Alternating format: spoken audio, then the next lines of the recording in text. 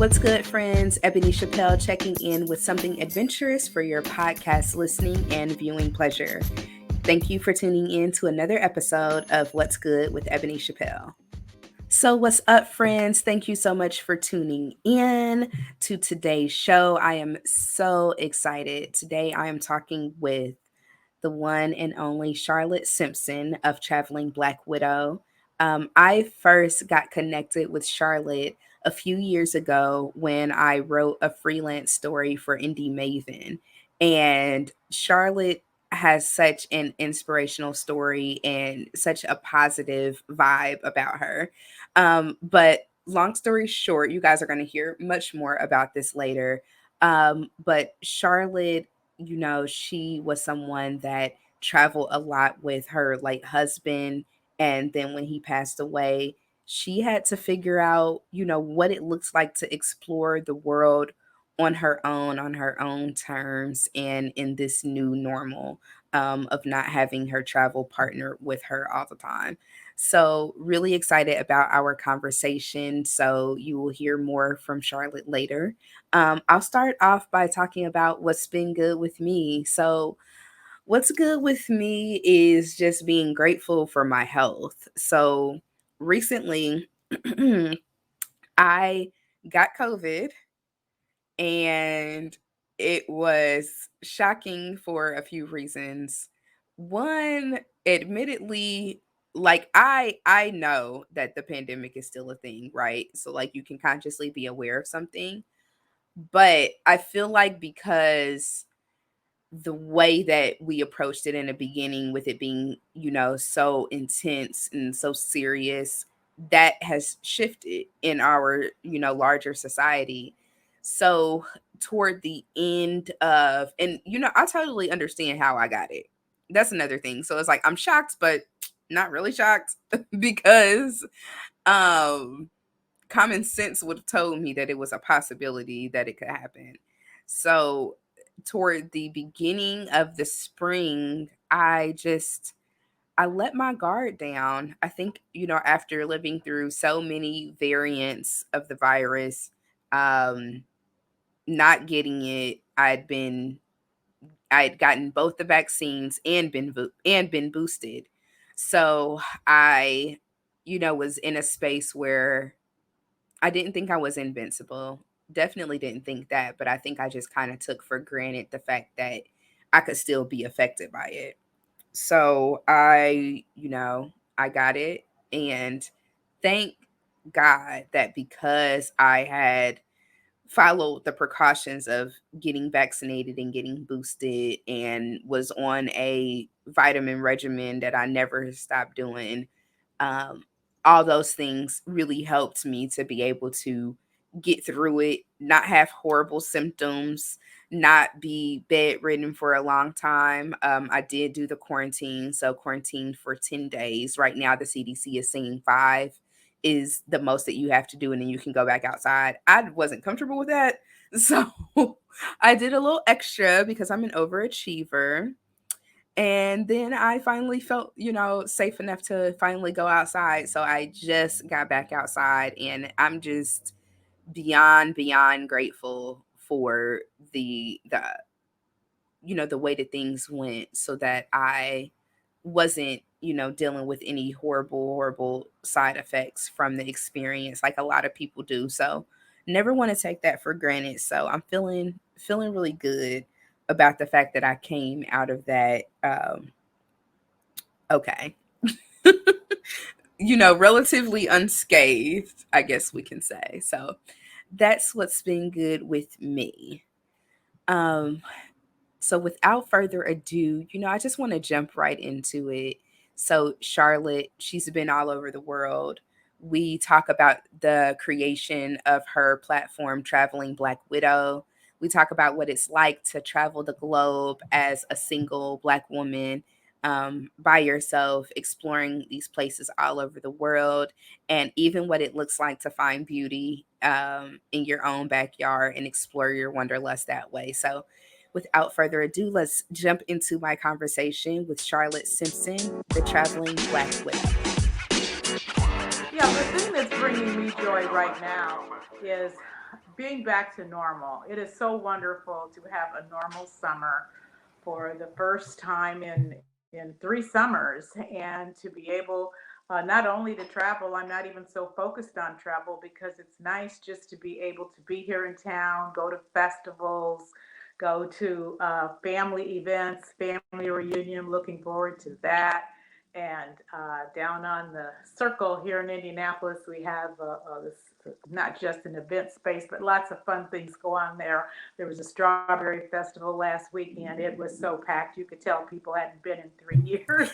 I heard that the line was out of control, and I didn't get to go because I was, and the reason why these past couple years have been so weird is because of this pandemic, this COVID-19 pandemic, and I actually caught COVID Oh, recently. So I could not go to the Strawberry Fest, and I was so sad because that is one of those like quintessential Indianapolis summer things that I always look forward to. So at least you got to go. yeah, I got to go. I didn't get to get any shortcake because the lines were Oh, so long. I just couldn't deal with it. There oh were yeah. about 3 lines, and they went from one side of the circle really around to the other side of the circle. It was like a Wow. 180-degree circle, semicircle line, and Mm-hmm. 3 of those lines. So it just, I don't know. I sort of lost my appetite for it when I saw just how long the waits were, and sort of Yeah. watching people in line. So, but it was fun. Just the camaraderie, Mm-hmm. just all the people. It was just good to be in that kind of space. And so I'm just enjoying that this summer. Looking forward to so many things just locally, and just Mm-hmm. being out and about and just seeing people out and just walking around, having fun, and no mask on for the most part. And it's life is just sort of back to normal. When I do see someone with a mask, it's like, oh, that's right, we did go through something with masks, didn't we? Yeah. That happened. That thing happened. Yeah. Yeah. So one of the things, there are so many things about you that I admire, and it's so funny because we still haven't actually met in person yet, so we've only like communicated online and whatnot. But I think that that upbeatness and the just your attitude towards having like the certain zest and zeal for life is so inspirational. When we first connected some years ago, I interviewed you for Indie Maven, and they were saying there's this lady, her name is Charlotte, and she's traveled all over the world, and you know this is who we have for you to interview. And I was just blown away. So for people that aren't familiar, tell us a little bit about how you got started as the traveling Black Widow. Well, I'll just take that apart. Traveling Black Widow. After the loss of my husband, I began to travel. Well, I traveled with girlfriends and relatives for a while, and then, as we all know, sometimes it just isn't. It won't work out. They don't want to go to a particular place, or for whatever reason. And I just missed being able to travel with my husband. We traveled a lot, and I still wanted to travel a lot. So I built up the courage to travel alone. And when I would get back from one of my trips, I would want my daughter to look at my photos. And I enjoy photography. So I would have hundreds of photos, at least probably 600 from any place I ever went. And I would want her really to see them all because so many of them had a story, and I want to tell the story too. So, Behind every one of the 600 well, pictures. I sometimes I can put them in a cluster and do a Mm-hmm. slideshow and talk, but I definitely want her to to see the pictures and hear stories. And so anyhow, at one point she said, I think maybe after about 3 trips, she said, I am going to put you on Instagram. I've already thought of a name for you. And I'm like, well, what is Instagram? What does it mean?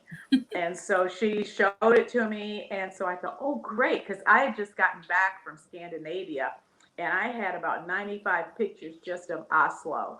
And I thought, oh, great. Okay. Well, I'm going to put these 95 pictures on tomorrow from Oslo. She's like, no, no, no, no, no, no. You will decide on a picture from Oslo, one picture. And I was like, oh no, how could I possibly? But anyhow, she explained it, And she felt too that I would be inspirational to other people who needed Mhm. the courage to travel alone or hadn't even thought about traveling alone. They just were missing out on travel because other people weren't available to go with them. And so she Mhm. thought that would be inspiring, the fact that I was an older woman traveling by myself. So it really was all her idea, and the name was hers, and she just taught me the process for accessing it. Wow. Okay, so I have so many questions, but I think I'll start with the courage. So you mentioned that you and your late husband, you guys traveled all over the place together, and then when he, departed and moved on, you had to build up the courage to be able to travel again on your own. What was that process like to get comfortable enough to start doing this type of thing by yourself? Well, it wasn't even travel again because I had never traveled on my own. Even when I was single, Okay, I always went with girlfriends. And got it. as a matter of fact, when he and I would be together, my daughter and I on a trip, and see someone alone, I sort of felt sorry for them. I just thought, gosh, hey, that's too bad. And, we'd say, you want to Well, sit here with us at dinner? Or, so, I hmm just thought, you poor soul, what happened that you're here by yeah, yourself? why are you by And, yourself? Yeah. yeah.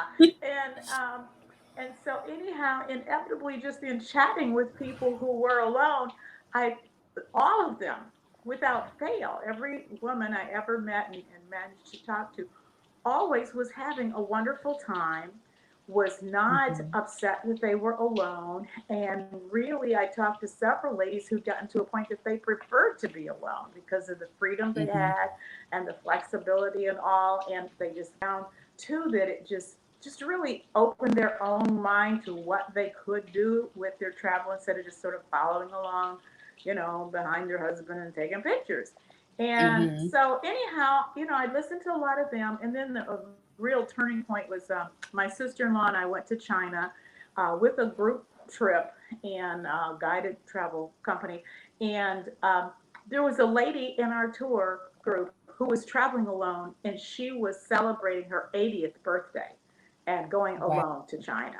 And we could not believe it, just absolutely could not believe it. And this woman was so energetic and so fun loving. And we got to know her a lot of times. She would sort of hang with my sister in law and me. And um, she, I mean, she was just so inspiring, probably the most inspiring person in travel that I certainly had come Hmm. across to that point.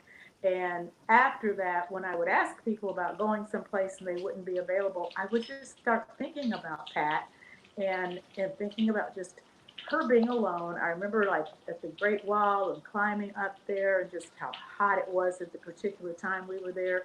And she was just, just Just making it jauntily happen. enjoying it all. Yeah.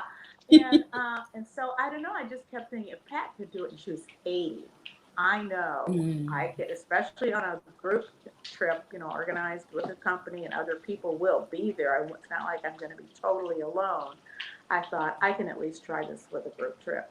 So Yeah. on that note, I really wanted to go to Italy. Nobody wanted to go with me. And that summer, I went on and booked a trip, 15 days, all over Italy, all the main cities. And and I went. It was amazing. My luggage was lost before I got out of the United States on my flight from Indy to Atlanta. There was a big mess up there in Atlanta. Our flight didn't leave for actually for a day and a half, and so then we had to switch airlines. And Mm. so when I finally got to Italy, my luggage wasn't there. It didn't show up until day 11 of a 15-day trip. So between it being my Wow. first So trip, basically the entire trip. right, right. And since I was traveling alone, I wanted to travel really light. So I didn't even carry a carry on with my little toiletries. I just had my purse. And then everything was in my Wow. suitcase, even makeup, which I learned that lesson real fast, never to leave home without it in your purse. No, no, ma'am. No, ma'am. Yeah, yeah. I'm a pretty light packer myself, but one thing that I always do, and I think I picked this up just one, just my anxiety in general, and then two, watching stuff that had happened with other people. So my carry on always has an emergency change of clothes, and makeup, basically everything I would need to start over again should my Right. main luggage be lost. But yeah, so Well, you, yeah. I hadn't learned that lesson from anyone. I had never talked to anyone who had lost luggage, and certainly not for a Mm, number of days. I'd had luggage that was yeah. delayed, but they always brought it out to the hotel or something. I'd never had Hmm. luggage that was lost. And then the thing with this, since I sort of missed our time in Rome, when I got to Rome, the group was leaving the next day for Sorrento, so I didn't Mm, get to see Rome. But on our way to Sorrento, I thought, okay, I can pick up some makeup, pick up various things as we stop and all. One of our first stop where we really had any time was Positano. Well, Positano is just the most beautiful place in all of Italy. hmm. Movie stars from all countries around the world have homes there. It's more expensive probably than Beverly Hills. So, Oh, I go wow. into a shop looking for underwear, and any item is going to start at like $50, if that. Oh, goodness. You're like, And get me out of this town. right. And the makeup, it wasn't even a little MAC shop. It would be makeups that you'd never even heard of that would have a little shop there on Wow. the little street. So I didn't buy a single thing that first day because the whole Amalfi Coast, I couldn't afford to buy anything. Yeah, So yeah. and that really bothered me because I always wear makeup. And Hmm.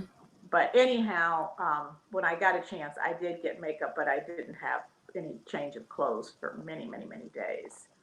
Wow. So as a woman, and I just have to say, like, you're very sharp, like watching your on Instagram and everything and how you put yourself together. So as a person that takes a lot of pride in their appearance, how did you like still find a way to enjoy yourself knowing that all of these creature comforts have been like taken from you? And that's part of what made that trip so life changing in a number of ways because Mm-hmm. I realized it's like it can't be about me feeling good about my appearance because I sort of don't feel good about it. So I can't establish my confidence in a situation or I can't establish my joy, any of it, based on an appearance thing. It's got to be a Mm. little deeper than that or a lot deeper. So I found myself being nicer. Not that I'm not always nice, but I Mm-hmm. found myself working more on interpersonal kind of interactions with people and being a little friendlier, a lot friendlier than I normally would have been because everybody knew I didn't have my luggage because the tour guide at the beginning of every day when we would get on the bus he would be like, oh Charlotte, we all just really feel so badly and the guide Oh didn't even God. know Like, please stop reminding Charlotte me. Charlotte still doesn't have her luggage and everybody would turn around, oh no Charlotte. but it was really good for me because it made me go beyond the whole superficial thing of is every hair Mhm. in place and okay, do I need a little more mascara, and I had to forget about all that. Yeah, you just had to yield to the experience, it sounds like. Right, right. Because I Yeah, mean, yeah. you're in Positano. We went to Capri, which I had been told was the prettiest island in the world, and I think I, Hmm. certainly be in the top three. And it's like I can't be in Capri worried about makeup. I just can't, or hair, because sort of at Yeah. that point, I had just shampooed my hair and was just going natural. Because I didn't have my Hmm. curling iron, I didn't have, my hair rollers, I had nothing. I didn't have a hairpin, I had nothing. So I just had to go with just natural hair and no makeup. Yeah. Wow. Talk about life changing for sure. Because, I think about some of the things that distract us when we're in these moments. So you're in one of the most beautiful places in the world. They're having an experience that not a lot of people are going to, be able to have. And to think that your joy could have potentially been robbed by something as it's important, how we look is important, but something so small as a curling iron and some lipstick. So it makes me think about other things that kind of get in the way. What are your thoughts around staying present in the moment when you're experiencing these beautiful travel journeys? I hadn't really thought about being present in the moment, and as you're saying that, even, I'm realizing that experience probably is what just catapulted me into enjoying the moments, because Mhm. I had to put more emphasis on the moment than that, just all that I was missing. Even like my charger for my camera battery, it was a different kind of thing we used back then, and I don't think we were taking so many pictures with phones. So some days I couldn't even take pictures because I hadn't had a chance to borrow anybody's battery charger. Mhm. But anyhow, so I had to stay in the moment because I knew I wasn't going to have pictures even to remember all of these experiences. It was just going to be my own memories. So from that, it really then made me view travel as just reveling in all of the moments. Not, I try not to worry about photos, but that's just really rough because Yeah. I like photos, but Mhm. I still just try to stay in that moment. And when I can manage to put the camera aside for a bit and just stay with it. Even if it's times to just sit down and look out at the bay and the water, or whatever. I'm really really very much a stay in the moment kind of person now. Yeah, that's amazing. That's amazing. So, speaking of the moments when we first connected, we were still in pandemic time. So, I think we were talking about the travel you might want to do once it was safe to do again. What are your thoughts on what your pre-pandemic travel experience was, and what things are looking like now? Like, what are some of the big changes that you've noticed from your personal experience? Well, my last trip was in February of 20, when I went to Galapagos Islands, and I had gone specifically at that Wow. time because it was mating season. And I just thought that would be a fun time because all the animals are out and really active. And sure enough, they really, really were. So that was a lot of awesome memories to carry me through the 2 years. In Mm-hmm. terms of international travel, I had a trip scheduled to Israel and Jordan for March 19th of 20. And naturally, that was canceled. And then I had a Mm-hmm. couple other trips that were scheduled. And after the second one, I had one that was to Europe in maybe in September or August or September.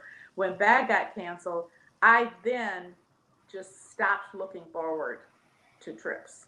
It was like, I Yeah. can't let my emotions go through this. I have no control of it. So there's no point in me getting all disappointed when a trip doesn't happen. I've had two major Mm-hmm. trips now because Israel was sort of like a real bucket list, going to the Holy Land.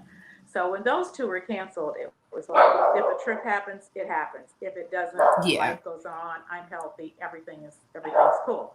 So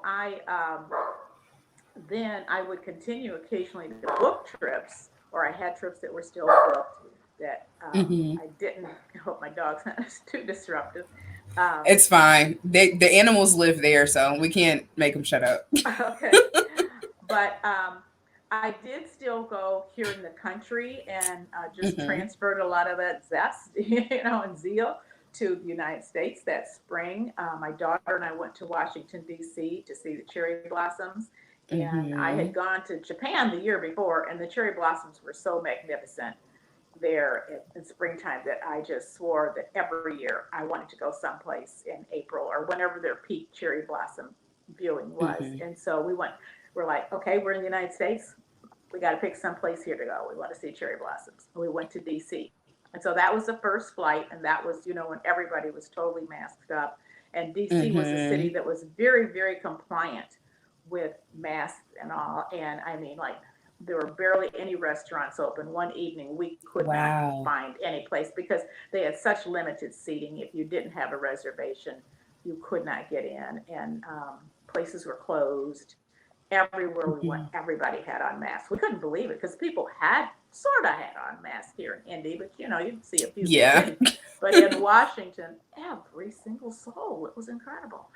But anyhow, Wow. so we did. My daughter went with me. I didn't really do anything solo then, but we went there. We went to Nashville in the fall, and Nashville, Tennessee, and up to Chicago once. And so, during that time, and then last summer, I um, got brave and wanted to go see my foreign exchange student who lives in Berlin, Germany. And last Mm-hmm. August, I went to see her. Well, that was so, there was just so many hassles because my plane had a layover in London. I had to be vaccinated to stop over in London. To get off of a plane in London, you had to be vaccinated. Not vaccinated, Mm-hmm. you had to have a test, I mean, within 24 hours. For, Okay. yeah, Wow. you had to be vaccinated to fly, but no, you had to have a COVID test within 24 hours of the arrival time of your flight. So that was logistically quite challenging to pull off here, but there is a place here in town where they do the quick kind of international testing and stuff. But then I Mm-hmm. needed another test that was within 48 hours for my arrival at Berlin. So it was just all this stuff with testing and so anyhow, I thought I don't want to go up any place else internationally. So for a while, but Yeah, I can once imagine why. Yeah. yeah, as a matter of fact, once I got there, I was so stressed by the whole thing. And my German daughter, I call her my German daughter, she had planned this surprise trip down to Rome. And she's like, on the way from the airport, Mom, guess what? I've got a surprise. Because she always has some side trip while I'm there and we go somewhere. One year we went down to Mm-hmm. Mallorca. Well, she had this plan for Rome. And I'm like, oh my God, Rome. And I got so excited. And the whole next day, I was just so excited about Rome because we were going to go at the end of the week. And then I started thinking, wait a minute. I'm going to have a test to get into Italy, a test to get out of Italy, back into Germany, and then the United States is going to see that I've been to a country where I was for more than 48 hours. They might not let me in because I've been to Italy. And there was just all this. Wow. So finally, I was just like, I don't think I can go to Rome. I just don't think I'll be able to enjoy it because of the possibility of getting back to Berlin and not be able to get back in, or getting to Italy. Because while we were there, we were out to dinner one night, and this other couple was saying their parents were supposed to be arriving from Turkey in 2 days, and Germany had just put this ban on arrivals from Turkey.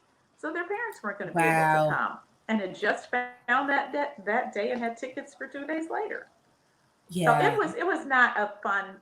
It was fun while I was there, but basically Mm-hmm. I didn't do that again until April, and I went out of the country then, just a couple months ago. Yeah. Wow. And where'd you go then when you went in April? I did once again. I wanted to see tulip. I mean, I wanted to see cherry blossoms and Okay. tulips. So I did this tour of Amsterdam, Luxembourg, Brussels, Belgium, Paris, and Berlin. And Berlin. Beautiful. Yeah, yeah. Yeah. And You know, yeah, it's so crazy how extreme those requirements were, and they change so rapidly. So I can imagine why that would really get on your nerves to the point where you're like, okay, it's not even it's not even worth yeah. it to bother with all of this, because you're supposed to be having fun and enjoying yourself, not spending however much time with a nasal swab up your nose. Right. Like, that sounds Right. terrible. But no, the trip was great this spring because Yeah. once I arrived in Amsterdam, we're with the Hmm. tour group and we're on a bus going from country to country. Well, since it's the EU now, when you cross borders, there's no border control or anything. You're just driving, and there's a sign that welcome to Belgium, welcome to Germany. Hmm. So we didn't have to keep getting tests going into each country, or for that matter, showing passports or getting passport stamps or any of Yeah. that. You just keep traveling. So the only test was the one within 24 hours of leaving, which we were Hmm. in Paris at that point, and to fly back into the United States.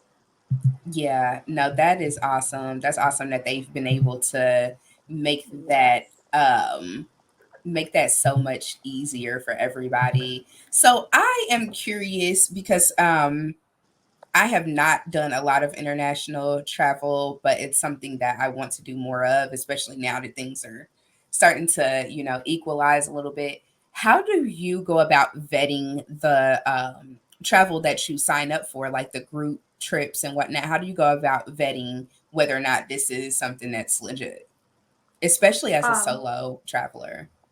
yeah. Well, at this point, I have a number of companies that I travel with, and I've gone with numerous times. Mm-hmm. I was really leery of online companies at first because I had always gone to a travel agency and worked with a travel agent, and she sort of, gave me some books, and I looked through them, picked out a trip, and then whoever it was with, I went with that company. Mm-hmm. But then on trips, I would meet people. As a matter of fact, I met a lady who was traveling alone on a tour of Great Britain that I was on, and she was she had used an online company, and so she told me this just how affordable it was. It's a package trip with your airfare, the hotel, all your sightseeing, transfers to the airport. Really, just everything you could think of was included for the price. And so Mm-hmm. when I started looking at those prices, I tried that company and I was so pleased. And I mean, I was really scared at first. I bought travel insurance and everything, and Yeah. looked at Better Business Bureau, Chamber of Commerce. I mean, I read everything I could Mm-hmm. possibly read to make sure this company was legit. And and I still do that. When I come across something, I will still, just really, really research the place to make sure that I'm not sending my money to some bogus place. But I Mm-hmm. feel very comfortable with all the companies that I choose to use now. Yeah, yeah, that's awesome. Would you ever get into because something else that I've noticed, especially online, is a lot of travel influencer type of stuff. Have you gotten into any of that, or is that something that you're interested in? What do you mean, travel influencer? So influencer marketing, like with different companies and things like that, like how they'll reach out to someone on Instagram and say, hey, we want you to promote our product or this or Oh, that. Yeah, is that anything that you ever looked into or gotten oh involved yeah, with? oh yeah. Yeah. I did promote a product for a company. I was when they approached me, I was very leery too because I wrote back and said, "Well, how did Understood. you get my name?" And they happened to get it from a Instagram friend who felt that I should be promoting things that I could make money, and so she had given them my name, Mm-hmm. and so I did promote the product, and it was sort of a fun experience. But now I'm not so much into products as tourism boards will sometimes contact me Mm-hmm. and see if I would like to come to their city and then do some promoting, some posts and reels or whatever on the city, and so that's what I do Mm-hmm. fairly frequently. You know, Wow, that is yeah, awesome. I'm happy that you get to do yeah. that sort of thing. That is so exciting. Yeah, I last summer I ended up doing it, and it's online for their online for Condé Nast and Fidelity Investment. It's an Mm-hmm. advertisement, and when they contacted me about it, I was like, "What? Are you kidding me?" And sure enough, they flew me out to the city. We went to Santa Fe, New Mexico, because they asked, where would you like to go that you haven't been in the United States? And I've been to all 50 states and pretty much all the major cities, but I always wanted to go to Mm-hmm. Santa Fe. So anyhow, we went there and made the ad for Fidelity Investment. So sometime if you're looking at their Wow. website or looking at Condé Nast, their online magazine, I was looking up, reading this article recently, and then bam, here comes my ad. It's like, because first it starts out with this picture of my husband, and I was like, Mm-hmm. I thought I was having some kind of going Yeah, delusional like, or am I something. hallucinating? Right. But anyhow, it was like the ad. And it's like, oh gosh, they're still running this ad. But Mm. yeah, so I've done a couple of those and then just some other collaborations with tourism boards for cities or states. Yeah, yeah. I think it is just so cool the way that your story is going because when we first talked, you talked about the fact that um travel it was something that you saw certain people do, but it seemed to be not super popular, especially to go far as an African American back then. And I was just Hmm. actually reading about the Green Book yesterday. And for those of you that are listening that may not be familiar, it was a publication that was put out pre civil rights era to be able to alert Black travelers to where it would be safe to go and whatnot. I still think we need a version of that in 2022, but that's another conversation for another day. Well, there is Yeah. the ABC Travel Green Book that Martinique Lewis, she's on Instagram, and What? Martinique Okay, I didn't know about updated that. Yes, yes, you'd probably like to enjoy talking to her. Yeah, she updated the book maybe 2 years ago, and so it's now all the current places that are black-owned places around the United Hmm. States. I mean, she has been so thorough. It's been amazing because even, I mean, in states where you don't think of seeing a lot of black people, and she has managed to Hmm. locate all the black-owned businesses and have them there in the new updated ABC travel green book. Wow, I will definitely have to check that out. So thank you for Yeah. telling me that.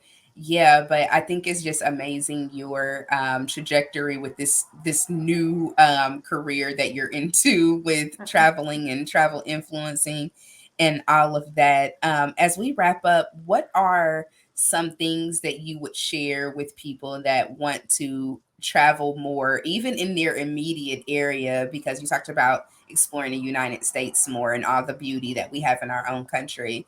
But what are your tips for people that just want to explore and expand their, experiences?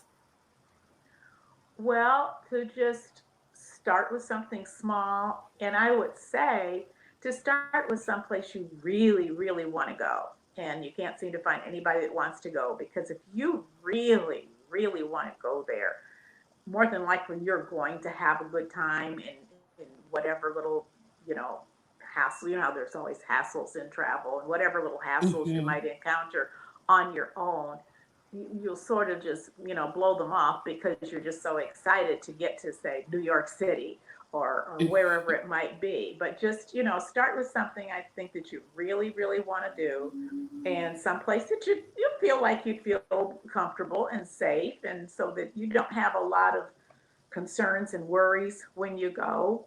And and then think through just all of the things that are causing you to not go, when you, in fact, you'd really like to. We'll just say New York City. You'd like to go to New York City. Nobody wants to go to New York City with you.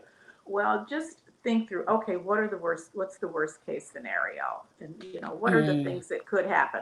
Well, whatever those things are, just think them through and figure, okay, well, how can I avoid those, or how can I make sure that they sort of don't happen?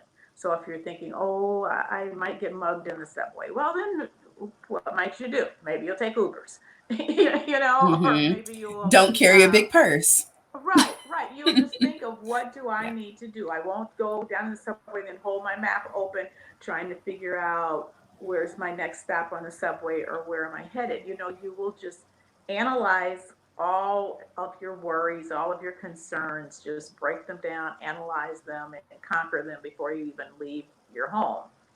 And prepare for emergencies, because now you have no one with you. So just be prepared for emergencies. I like to have Mm-hmm. plenty cash on me, plenty credit cards. I have it literally on me, so that if the worst Mm-hmm. case scenario to me is having my purse snatched. So I'm always prepared that if I am somewhere and my purse is snatched, my trip continues merrily along, because I am totally prepared for that, with my little pouch thing that I carry under my underwear that has a credit card in there and some cash, and just everything I need Mm-hmm. is on my body. So, Yep. anyhow, just think of worst case scenarios and think, how can I prepare for it? And really, really just open up your mind to having a great time. People ask me, oh, how were you treated in such and such a place? I've heard that, they really are not too pleasant to women or whatever. And, I don't go somewhere looking for them to be unpleasant to women or to be unpleasant to African American women. I go Mm-hmm. looking to really have a great time. And if I go someplace and I know it's a conservative place about women, then I dress conservatively. I don't want someone to have to be staring at me because my arms are out and I'm the only woman in the whole area there who has arms showing. I don't show mine Mm-hmm. either. And I don't, when I go to France, I try to speak some French. I've heard and I know from my first time going, that the French can be a little, little touchy when you approach them. As our tour guide said this spring, when you go running up, hi, do you speak English? He Oh, said, do God. not. Yeah. Yeah, he's like, do not run up to anyone in France and say, hi, do you speak English? So I know I'm heading into to France. I need to, practice up on my French, be able to say bonjour, Where's Mm-hmm. the restroom? Just be able to say a few things, really Yeah, any those place. key phrases. Yeah, Yeah, that is a just thank great you, tip. please, thank you. I know I was in Athens, Greece, and the waitress brought me coffee, and when she set it down, I said, "F Harry still," and which is thank you. And she stopped, she could double take it. She says, Wow. I mean, she was just startled that I had learned thank you in Greece, and Mm-hmm. she was just so sweet and so wonderful. And so just Yeah. having that respect for other places so that you have lots of really great encounters by yourself. Mm-hmm. That this is all such wonderful advice, and that last one I can attest to. I went to Thailand with some friends in 2019 for my birthday, and we practiced. We got on YouTube and we learned like key phrases before we went. And you're right, people have that attitude of just like being so first surprised and then grateful that you even attempted to try to figure out how to Right. communicate with them effectively. So no, that is fantastic advice, Charlotte.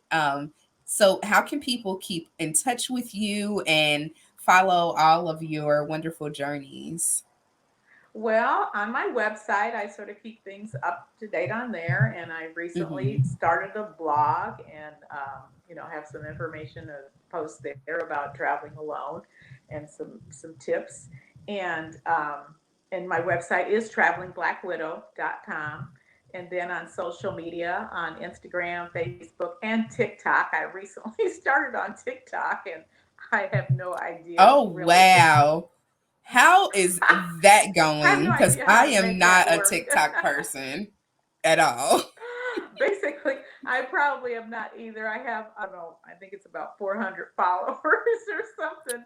But So far, I so just good. keep posting. Yeah, I just keep posting on there. I pretty much just sort of repurpose my Instagram posts, and I'll just put them over there and maybe meet some new people over there. But and who knows? Everybody says that TikTok is the fastest growing of all the social media platforms in Mm-hmm. among over 50, the over 50 crowd, or even the Yep. retirees and all. So, which is sort of hard to Mm-hmm. believe because sometimes when I look at some of the things that they're doing, it's so crazy and so kooky. I feel like I've got to Yeah. be the most conservative person probably on all of TikTok because it's just the stuff is madness. Yeah, it's interesting, but it seems like the sort of place my stepmom loves TikTok. And I don't think she's quite 50 yet. So if she's listening to this, she's probably gonna be upset with me for not knowing her exact birth date or birth year. But anywho, she loves it. So I see what's going on because she sends me videos from there. And it seems like the type of place that people really find their tribe. So whatever your niche market is or what your focus area is, people just kind of gravitate towards it. So I'm Right. excited to hear that you're on there. So I'll have to look at what you got going on. Yeah, and like you Yeah. said, you find your niche there, and so if I can manage to figure out how to get my material exposed to the people in my niche, then maybe I can Hmm. get something happening there. Absolutely. Well, I'm sure you will. I'm sure you will. It's so good to talk with you, Charlotte. Excited for everything you have going on. What's the next journey? I am going to Europe in August, Okay. to where is it? Budapest, Hungary, to Prague, to Berlin again. In Poland, a few Mm-hmm. countries in Poland. I mean, a few cities in Poland, and then also a few cities in Austria. So I have missed that, part of central part of Europe, and trying to get Mm-hmm. caught up on Europe because on my solo travels, I've mainly gone to Africa and Southeast Asia and South Mm-hmm. America, and so I've almost gone to pretty much most of the places in those continents that I want to go. So I thought, let me just go back over to Europe because I do feel that Europe is really, to me, it's like really easy breezy kind of travel. It's just, Mm-hmm. just so many more conveniences. If nothing else, the fact that you pretty much always have Western toilets, so and don't ever have to Which, deal with the, yeah, the Eastern toilets. Yeah, which is something that we take for granted sometimes, for sure. Right. Until we get somewhere where that's not a thing. Yeah. So yeah. Well, again, thank you so much for being on the show. Love this Thank you for inviting conversation. me. Thank Of you. I'm glad. course. Yes, you're very welcome. So I will talk with you soon, but bon voyage and happy Thank you. traveling. All right. Thank you so much for having me. This was fun. Great. Thank you so much, Charlotte, for such a wonderful conversation. You are an inspiration. So great, travel blessings to you. And I'm looking forward to, being out there on my own and going to some places soon. So I'm looking forward to some more travel of my own this summer. But you can find out more about Charlotte at travelingblackwidow.com. I will drop the link to her website in the show notes. And you can connect with me on social media at Ebony the Writer on Facebook, Twitter, and Instagram. You can also visit my website as well, ebonychappelle.com. Yeah, so thank you guys so much for tuning in. Be sure to like and subscribe, rate and review, share this show with a friend, leave me comments, do all those great things. As always, have a great time, y'all, and a positive life. Peace.